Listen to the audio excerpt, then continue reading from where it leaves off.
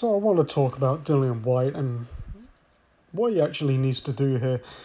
I think hooking up with Buddy McGirt, just so you know, Dillian Whyte is changed trainer to Buddy McGirt, who usually gets his fighters on their toes, popping a jab, yada yada yada. You've probably heard this a million times from Hatman and G-Man by now.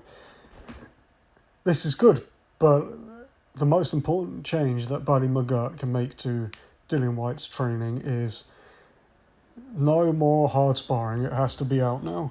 This guy's taking too much punishment in the gym and in his fights. There's no point in taking this much punishment. Your brain's just going to get damaged over time. I remember Tyson Fury, to his credit, look, I talk a lot of crap about Fury, but it's crap that he deserves. Crap he brings onto himself. But he is a smart man and a very good fighter. Tyson Fury, when he was nearly knocked out by Wilder in that first fight, he said he didn't take any headshots for 6 months, not just body sparring, to let his brain recover, let his neurons recover. And then he went and fought who? Tom Schwartz. Yeah, you know why that is. Because he wants a nice easy tune-up after that. And I remember when that fight was signed, I said, I bet that nearly getting cleaned out like that knocked his confidence. Because if that ref had waved off that fight in the 12th round, nobody would have complained. Even John Fury said that. And bring it back to Dillian Whyte, he needs to listen to Tyson Fury because he's been knocked out several times. He keeps getting buzzed in his fights. He needs to have time, I'd say a whole year without taking any head punishment. I remember when Khan was going to fight Kell Brook, I said there's no way this is going to be remotely competitive. But the only thing that is going to surprise people is Amir Khan's chin.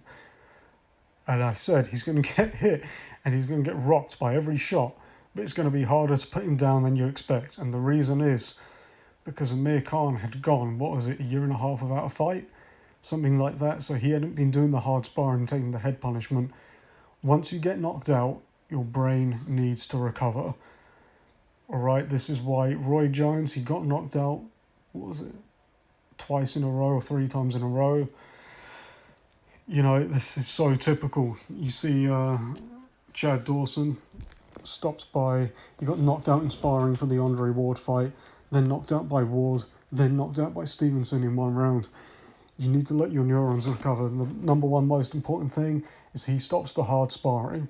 Hard shots to the head over and over, he needs to stop it. This stress is cumulative. It's why his chin has gone. Other than that, I don't feel like there's much Buddy McGirt can really do with the guy because he's always going to have that kind of footwork. He's always going to have those slow feet. And typically what I notice when a fighter gets knocked out, as Dillian Whyte has, it's been 3 times now, they don't really change. It's almost like they're trapped with being the fighter they were before. And look, his coordination isn't going to get any better with his brain being smashed to pieces like that. So I wish Dillian well. I like Dillian Whyte as a fighter. He's been really exciting. But unless they stop all that hard sparring, I don't really see what they're going to do to help him. I don't think that's something Dillian Whyte's going to stop because he seems to think more is better, aggression. That seems to be his way of dealing with things, but man, I'm telling you, I don't really see his chin or his coordination getting any better. Anyway, tell me what you think. In terms of who he should fight Manuel Charr. That's who he should fight, because that's a nice, easy win for him. And yeah, it's an easy win for Dillian Whyte. This is why it's so ridiculous, Tyson Fury talking about fighting him.